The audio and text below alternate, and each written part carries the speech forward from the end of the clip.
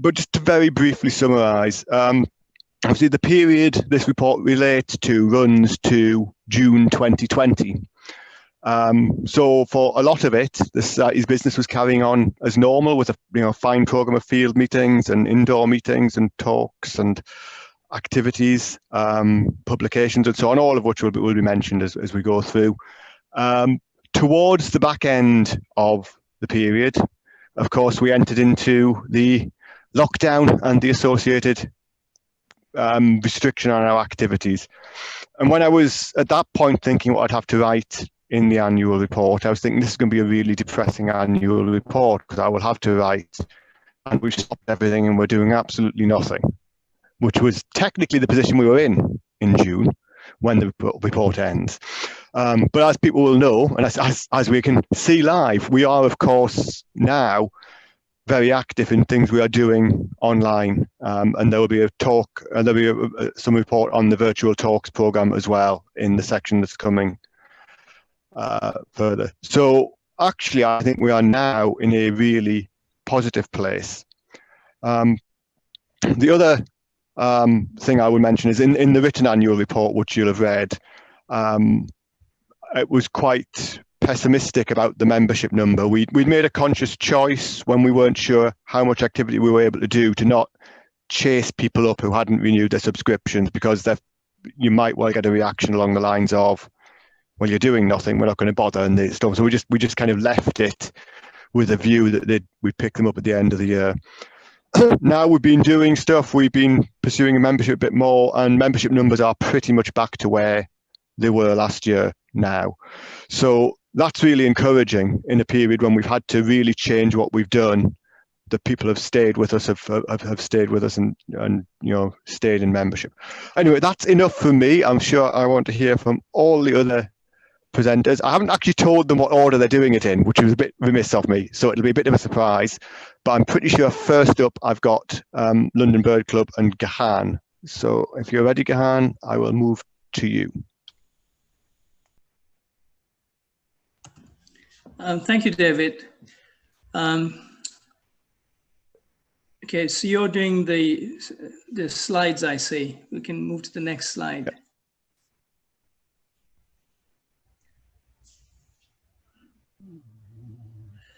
Okay, so first of all, I just want to say a big thank you to all the post holders in the LNHS and the members who supported to make us one of the most active societies of its kind in the world. If you need to get in touch with any of us, particularly in response to some of the things I'll be saying, the Contact Us details page on the LNHS website will tell you whom to contact and provide the email contacts there. You can also follow the London Bird Club as well as the LNHS on social media. The Twitter feed is managed by Donna Zimmer, and there's an Instagram feed managed by Pipar Jacks. Next slide, please.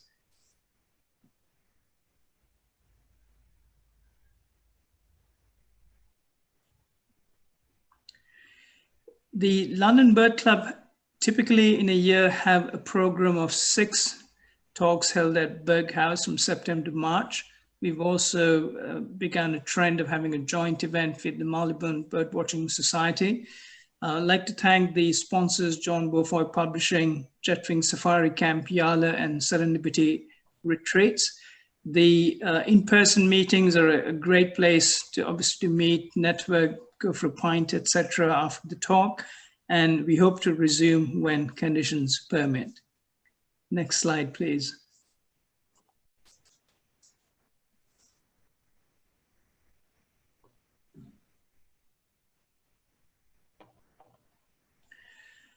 We also have a very active program of field meetings or London Bird Club walks. These are organized by Shalmali Patterson. I'd like to say a big thank you to the leaders who make the time and who are very informative and they're great company. Again, because of COVID, everything is suspended and we will resume as and when conditions permit. Next slide, please.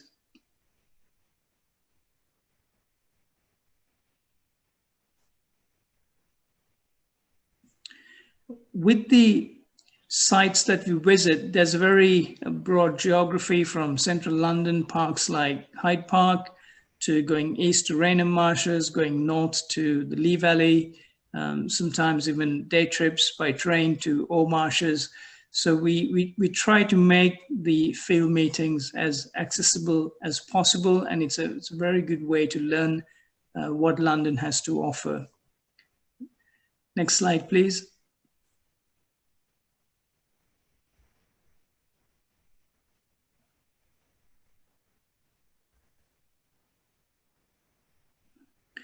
I would also like to mention the London Bird Report, which is a very good example of its genre of biological recording by a natural history society such as the LNHS. LBR 2018, which is the 83rd issue, came out despite COVID. I would also like to say a big thank you to Pete Lambert, who has chaired the editorial board since September 2010.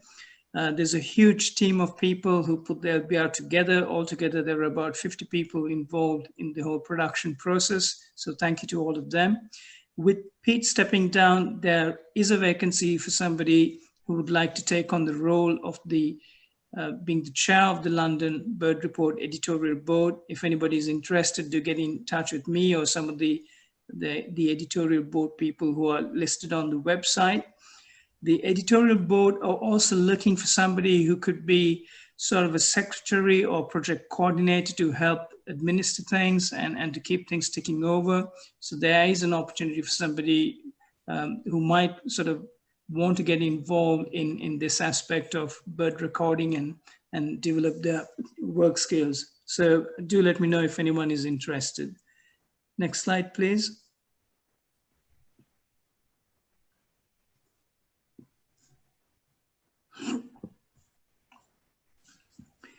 The London Bird Report is also looking for what we call species account writers. At the moment, there's between 20 to 30 people who write the species accounts. We cover typically about 200 species accounts, and the plan is to build out the team to about 40 people. This is obviously very good for people who are sort of early career in research and conservation who want a citable piece of work. But it's also good for anybody who's interested and wants to deepen their public citizen science kind of engagement. There's more information on the website on what it involves. It does require skills in Excel and the ability to write and abstract information, but these are all things in which there are people to help you with. Next slide, please.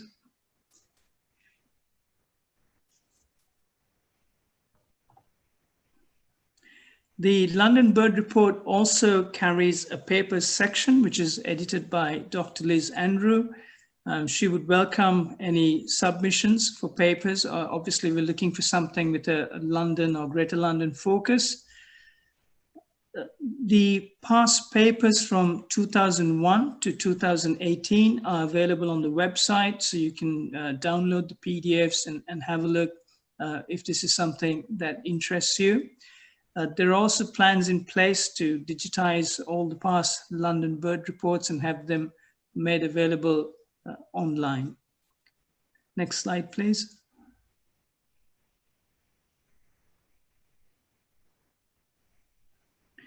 The London Bird Club also runs a reading circle, which is administered by Angela Linnell.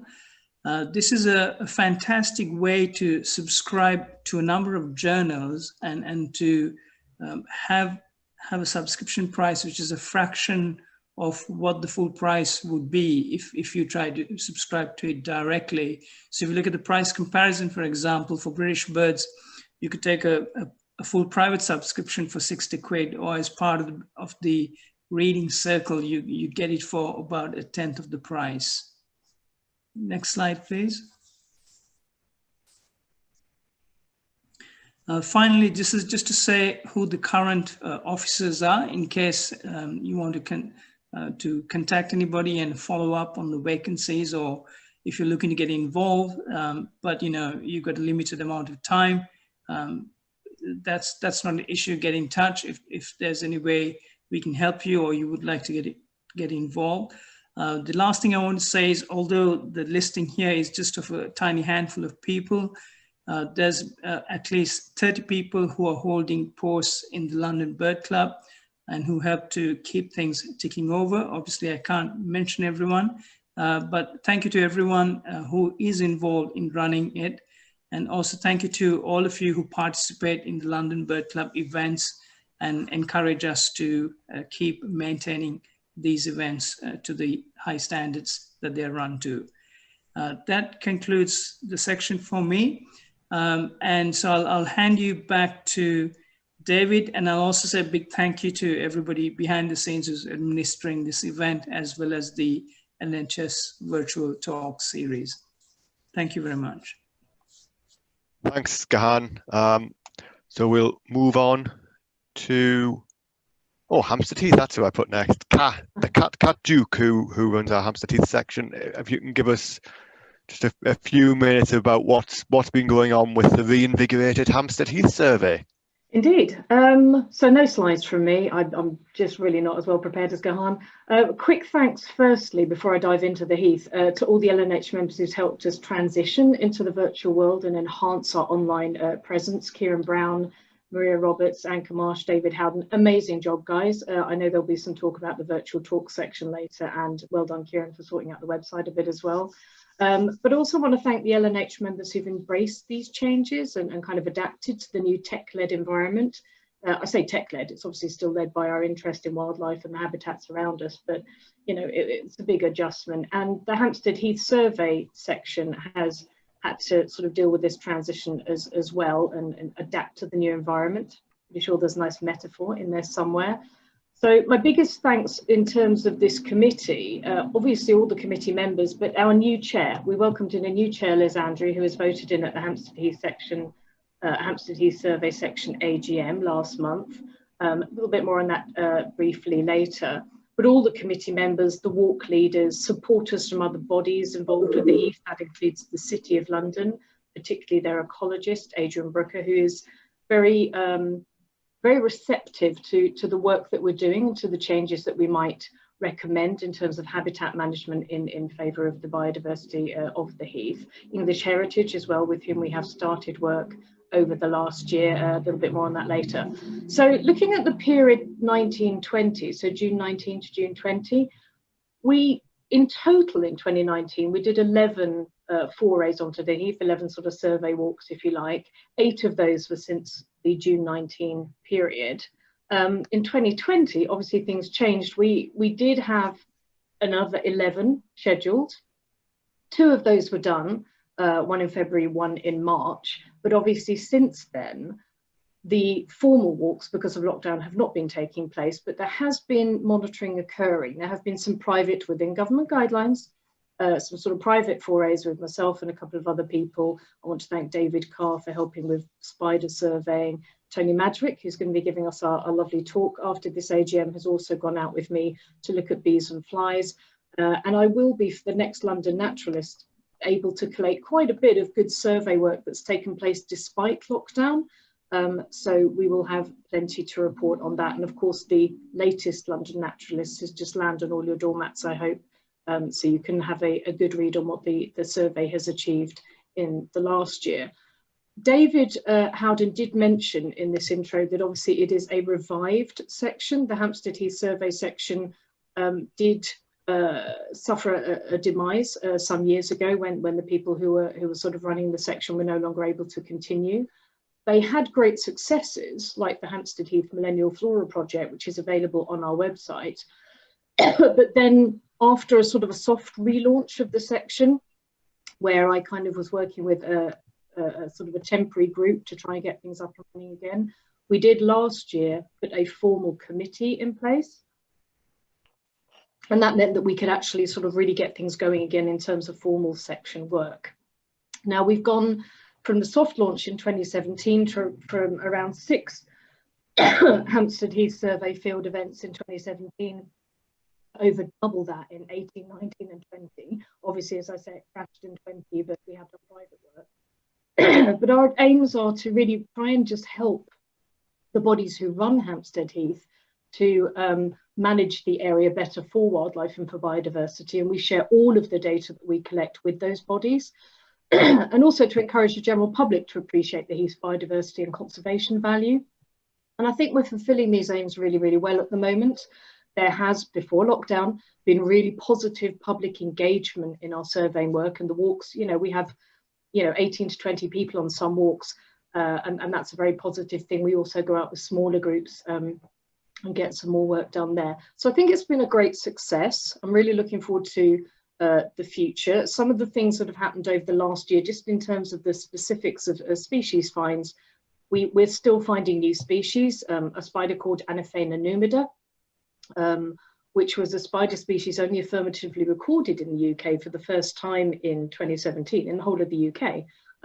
David Carr, wonderful spider, wonderful arachnologist who comes out with us on the Heath nowadays, discovered this on the Heath, literally in December last year, I think, and that's the first for the Heath. We're also waiting with intrepid, God, I'm choking to death here, but we're waiting with bated breath for some DNA results on some a potential brittle stem fungus species that has never been found on the Heath either.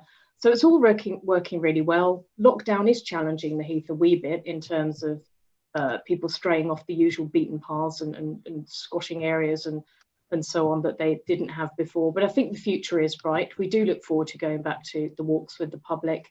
And I'm very, very grateful to everyone on the committee who's helped, and to Liz Andrew, who has taken on the role of chair from me. I will stay on the committee as rep to council.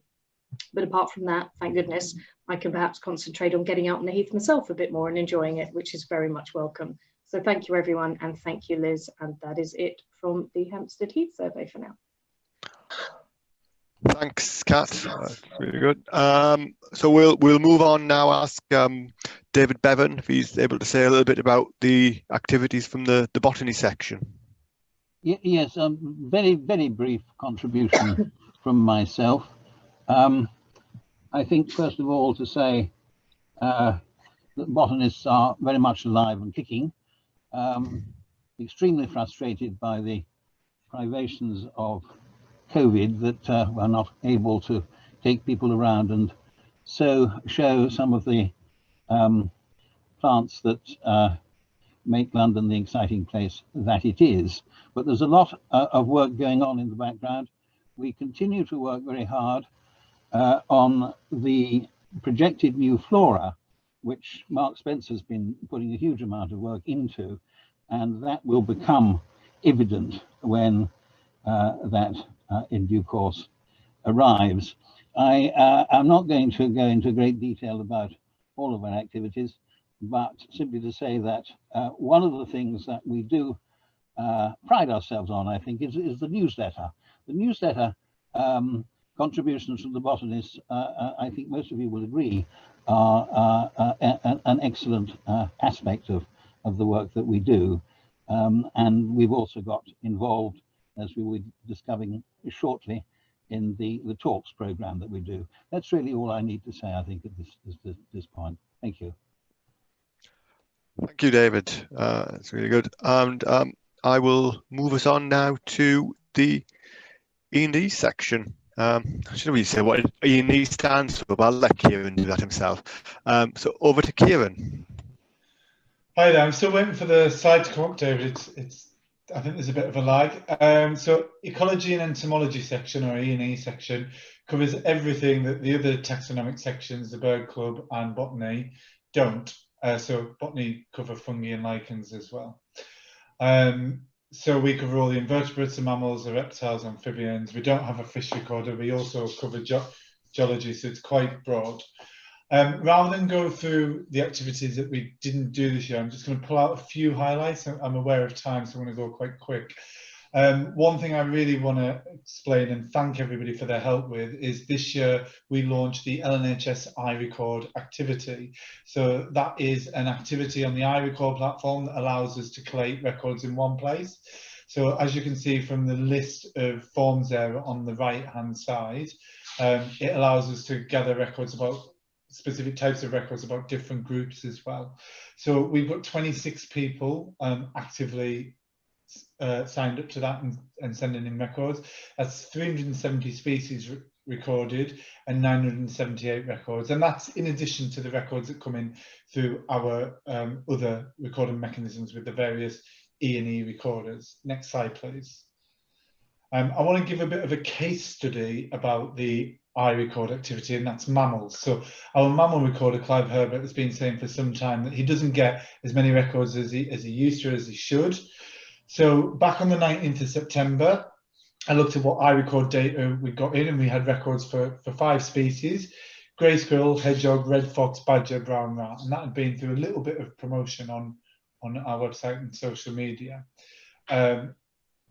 Next animation, please, David. What I then did was I checked at the time of the AGM for the section, which was last week, and these records have shot up. So it's still only 1 badger. We need more badger records. You can mark them as sensitive, so don't worry about giving away sets. You can mark them as sensitive. But yeah, as you can see, if we look at grey squirrels and red fox, they're shooting up.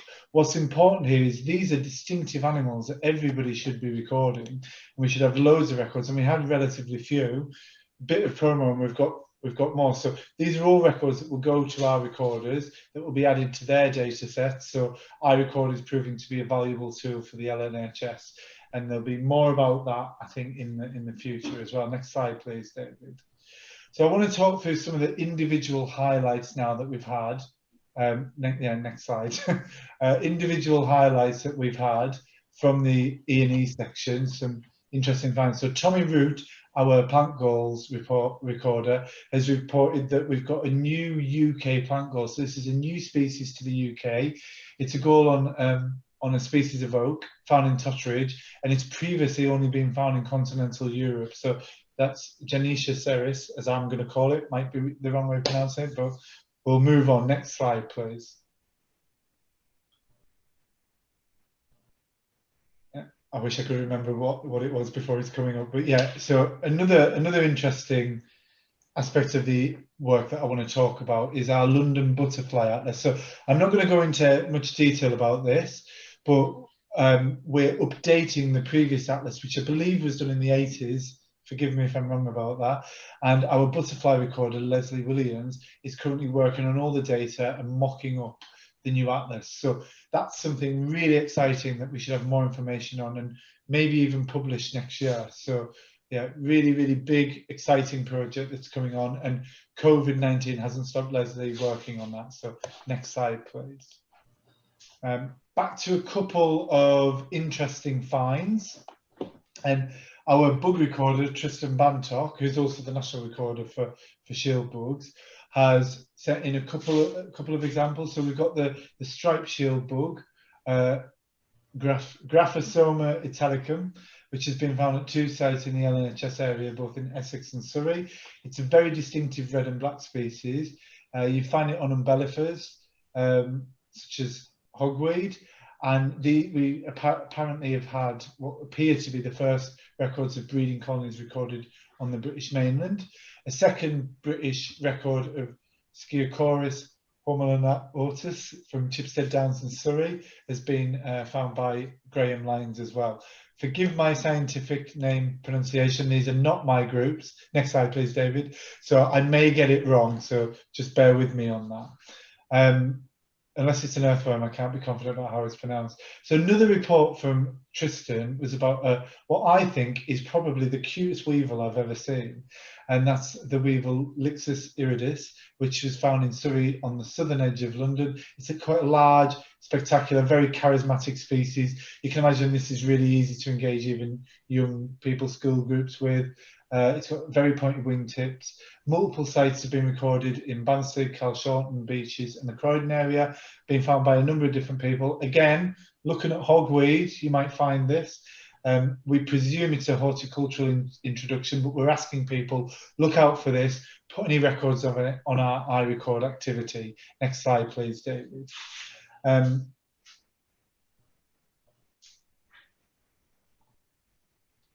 finally, I think the piece de resistance of the LNHS recording was I got an email from a gentleman called Tom Stewart, who I hope's here to see this report on his find as well. And he reported an antlion, which is related to lacewings, Uralean nostris. We have one species of antlion in the UK, and that is this species. But what's really exciting is that this has never been recorded in London before.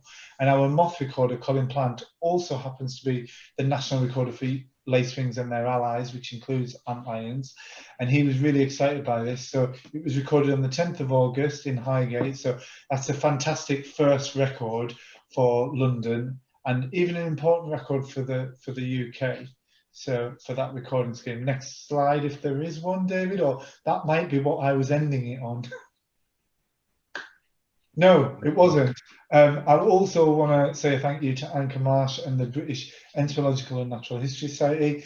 This year, each year we normally have our Brad Ashby Memorial Lecture at a physical venue, but BNHS this year pivoted and they did a virtual event rather than cancel it. We had a fantastic talk by Dr. Ian Wallace, who's an inspiring biological recorder and a friend of mine, and he talked to us about caddisflies and adding value to biological records. And like the LNHS virtual talks, which I believe Marie is going to talk about after this slide, that talk is available on the LNHS YouTube channel.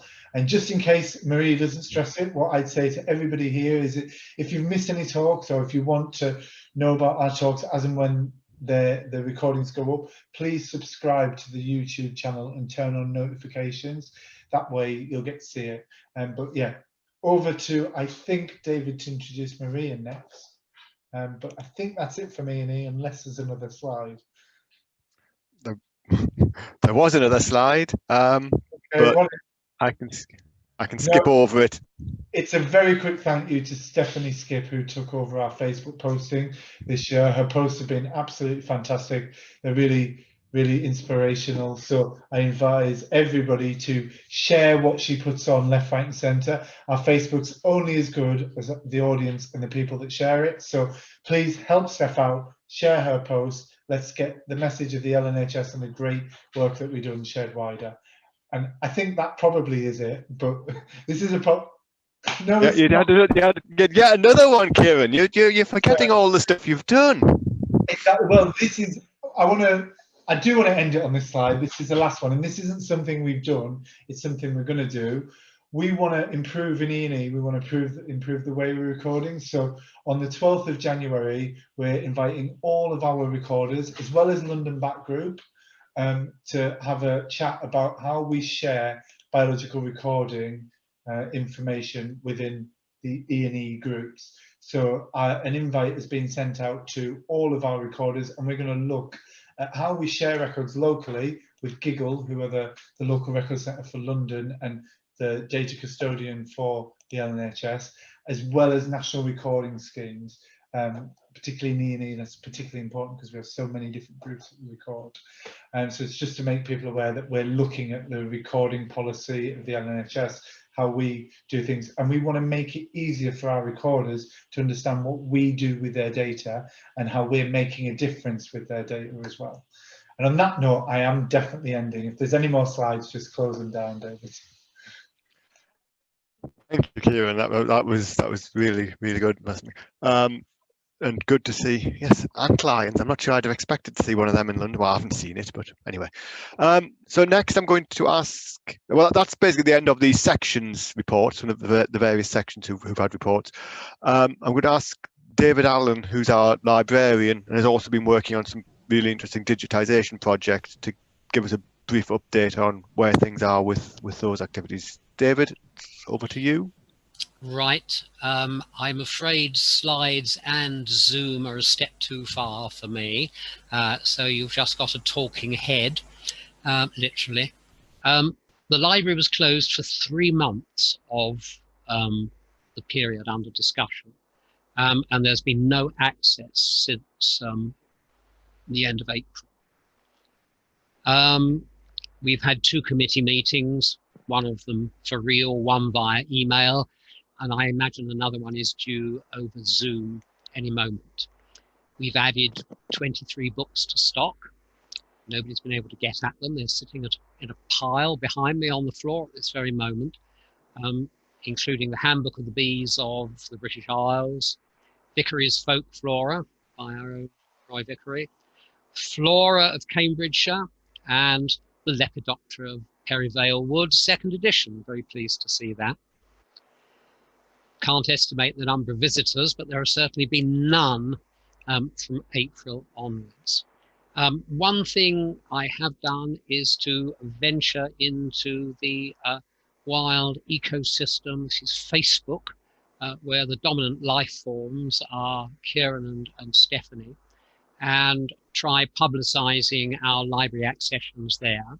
So I should be very interested to see when we do reopen whether this actually has any effect in people using the library. But anyway, at least it brings the library before people's faces. So that basically is what has happened on the library front in the last year. On the digitisation front, there are 2 bird record projects underway. One on Zooniverse.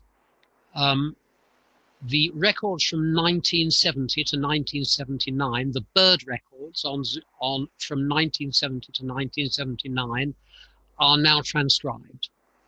Giggle have still got to process them, but a worldwide panel of volunteers has worked through all the bird records from 70 to 79. And the bird records from 1960 to 1964 are now 75% complete under the same program, that is Zooniverse. I launched off a parallel program via email for LNHS members, and I've got 5 current transcribers working for me there. 1951 records are complete and ready to go off to Giggle. 1952 records are complete, all bar 40 cards, and 1953 records are 20% complete. So the historical bird records are gradually getting transcribed. They're quite interesting in that certainly these earlier records are very much geared towards producing the London Bird Report, and so they tend to be quite narrative, and they're not so easily to be fitted into a spreadsheet or database, which makes fun for the transcribers some of the time. The London Naturalist is now up and running, digitised. Michael Wilsden has been quite merciless in sweetly asking the Natural History Museum, have they done anything yet, in the nicest possible way, with the result that the London Naturalist is now up completely online, and I have used that repeatedly. That is a wonderful resource. The London Bird Report we are promised to have up, and I am waiting and waiting for that, because when that goes up, I will be able to give my Zooniverse and London Bird Record volunteers lists of volunteers relevant to their periods rather than relevant to the 1980s. Some of the 1950s recorders we know the names of. Others, we are struggling to look at badly scanned blue biro in terrible handwriting and wondering who on earth has seen these birds. One set of brambling was seen by Colonel Meinertzhagen, so I really do wonder whether he really did see brambling, but we mustn't ask questions like that. So that basically is a roundup of the year for what we've done in the library, which is to keep it ticking, and the digitisation projects, which have really gone on apace and have benefited most enormoususly from lockdown. Okay, that's it. Thank you, David. That's really good. It's really good to see those digitisation projects getting to the point where there's lots of results, because I know they've been a labour of love for a long time for you and lots of others. Okay, Maria was going to now talk about the virtual talks programme, and slides should appear very shortly. Yeah, that's great. So that's just our introductory slide. Thank you ever so much. It was really interesting to hear about the digitising programme as well, David. Thanks for sharing that with us. Next slide, please. Okay, so we set up the virtual natural history talk series, obviously, as people have been talking about, in response to the COVID-19 pandemic. What it was originally intended to do is to provide an alternative means for engaging members and the wider public when all the field and all the indoor meetings had to be cancelled, obviously during most of 2020, as it proved. We trialled it out using Zoom during July and August 2020, and that was really just kind of, asking speakers within the society and just giving it a go. But it quickly proved really successful. So funding was approved then to increase the capacity of the talks. We started off with the 100 capacity, but we went up to 500, and that was agreed in mid-September 2020, and that was a reflection of how popular talks were already proving to be. We also got a virtual talks mailing list set up. That was thanks to Keiron, thank you for that. And what we do, as he's also mentioned, is that all the talks are recorded and they're posted to the LNHS YouTube channel following the live event. And those are proving very popular as well. Next slide, please. So then okay, so we've got some graphics on the next slide just to give you a sense about how well these talks are doing. So far we've had 14 live virtual talks, and as people who've been participating will know, we've covered a really wide range of subjects. It's been great. 1,563 total attendees, and that's not counting how many people have come tonight, so that's really impressive. We're pleased we're getting a mixture of members, so we're getting a mixture of people attending. So we're getting about half the people on average are members, and then the other kind of 52% are not members, and we're managing to persuade at least some of those to join the society, which is fantastic. We've definitely managed to claw back some of the drop-offs that we had in membership, and we're hoping to continue to do that, to continue to recruit people this way. On average, 158 people attended, and some of the talks have actually attracted considerably more than that. One of the issues that I think a lot of societies are wrestling with, I went to a talk by the Royal Entomological Society earlier on today, is do they continue virtual talks even when we get back, as we hopefully will do sometime in 2021, back to being able to meet in person and indoors as well as outdoors. And what we found when we started surveying people is that nearly everybody actually wants these talks to continue. So there's something that we see as working really well alongside our indoor meetings in person and our field meetings, obviously, which they can't replace. But this is something we want to hang on to. And I think what's happening is the society has shifted forward in a really exciting and positive way. People have been attending these talks from across London, across the UK, in Europe and beyond. So that's just an amazing thing that we can, people from essentially all around the world can actually kind of come together and find out about not only our London natural history, but aspects of natural history that obviously we're interested in, but have wider ramifications as well. Next slide, please. So these events have also proved popular with speakers as well, and they're continuing to attract expressions of interest. And one of the things that speakers are saying is because they don't actually have to they're not required to travel to physical meetings, many of them are finding them more convenient, and we can offer talks from experts around the country and beyond. And again, that's something that's really exciting as well. We can have a talk from somebody speaking from a university in Northampton or Northumbria, and we can all kind of connect together. So I think we're creating bigger, more extended communities, which again, I think is very exciting. We've organised and run meetings deliberately in a particular way to make them feel friendly and welcoming. And I think at a time when a lot of people haven't been able to network and keep their communities going in the same sort of way, I think that's maybe doing something really good about people's well-being as well. So that's very positive. And we've always encouraged participation and finding that, particularly through the chat, people are really joining in and giving comments and answering each other's questions. That's really been positive as well. So the intention now is that the virtual talk should become a core educational and engagement activity of the London Natural History Society. Next slide, please. But as Keiron's already hinted, the talks programme isn't just the live events. So it's about encouraging membership, and we've had a number of members who've definitely come through this route. But also one of the things that's really positive is how it's revitalised our YouTube channel. So we actually had a YouTube channel, but there wasn't very much on it, and it was just ticking over without a great deal of interest. Now we've got 228 people actually subscribing to that channel. We've had over 4,500 views of the videos on the channel, and people, as soon as they go on, people start watching them. So there's obviously like they're eagerly anticipated. 664 confirmed visitor watch hours. And then the other thing that's happening is that people are following us on Eventbrite. So we've got our Facebook presence, but people are actually interested in, particularly in the virtual talks, and are following us on Eventbrite. And again, as a new talk goes on, there's already people kind of interested in booking up on those. And then Keiron's done a lot of work to get a MailChimp newsletter going. We got 318 subscribers to that, and that means that people are getting a lot of information about the new talks and getting the program. So what are we trying to do with that virtual talks program? Complementing so the idea is it will complement the existing indoor and field meetings. It's providing opportunities for a larger number of people to engage with a broad range of natural history subjects and experts. One of the things that people have spoken to us about is that not everybody can get to in-person meetings. For some, for some of us, we, really enjoy going to them. We like the opportunities to network. Some people, these are not very accessible events. So they may, they may have mobility problems. They may have commitments that means it's hard for them to get out to meetings in the evening.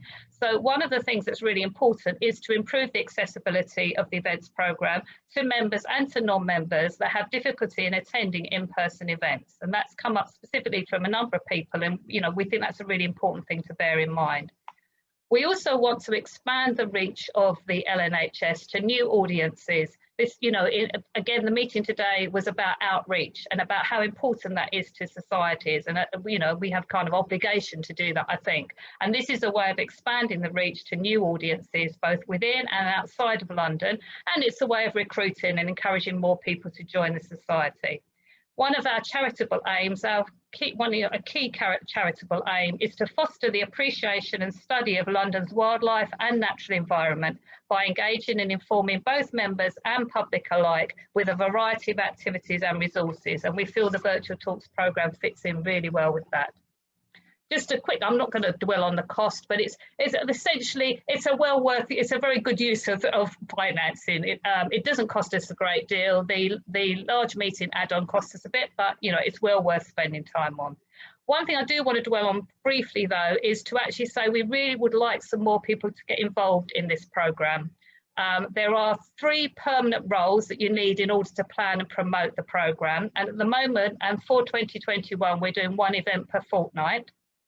We may review that at some point in the future, but that's the plan for 2021. So we actually need some people who get involved with setting the programme up and running the programme. And then every time we run a talk, we really need 2 or 3 hosts to make the event run smoothly. So there's a lot of stuff that goes on perhaps behind the scenes that may not be apparent on the day.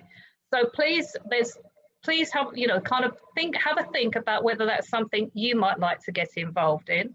There's a programme organiser role, an event coordinator role, and a social media coordinator role. And then there's the people who do the various host jobs on the day. We do want to recruit more people, and these are all roles that people could perform from home. So they might be particularly appropriate for members who would find it easier to contribute in this way. And we're happy to train people and to kind of support you through so you know exactly what to do. So do get in touch with us. It's something you'd be interested in doing, because we really do want to encourage more people to get involved. Thank you. So next slide. So the plans for 2021. The virtual talks will continue to run every other Thursday fortnightly through 2021. And the plan is to start with the next talk after tonight on the 7th of January, running through to the 28th of October. There will be a bit of a gap when we have the Society and the section AGMs, and then we'll resume something again in 2022. The talks will be at the same time, 6:30 to 7:30. So basically put that slot in your diaries from now on. We will have a little think about 2022, because obviously there may be some different people involved with different preferences. So we may move things around a bit, but we're kind of foreseeing this programme as something that's going to continue for many years to come. The 2021 programme, pleased to tell you, is now almost complete. So that's for the whole of the year, and most of the talks are open for bookings. So please do go and have a look on. This shows you the talks that we ran last year, ending up obviously with tonight's talk, which I'm really looking forward to. So been very successful. You can get a sense about the numbers of people that have attended. And then Whoop, that was zipping through those. I was too sorry. So if you've seen the 2021, very briefly, you'll see the talks. But, you know, please do have a look. You'll see them all listed on Eventbrite. You'll see them in the virtual newsletter, and they're listed on our website as well. And just to flag up a couple of things that the Botany section are particularly going to be doing.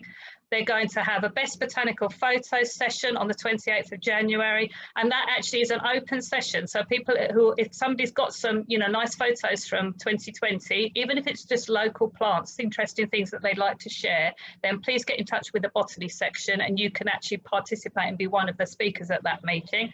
And then on the 25th of February, there's going to be a Botany quiz. Again, that's a new venture for us, but we've got 2 stalwart quiz leaders there, and I'm sure that's going to be a very exciting event as well. We're going to hold both those events to 100 people because they're obviously slightly more complicated to run. So if you do want to come to any of those, please book those early because they are likely to sell out.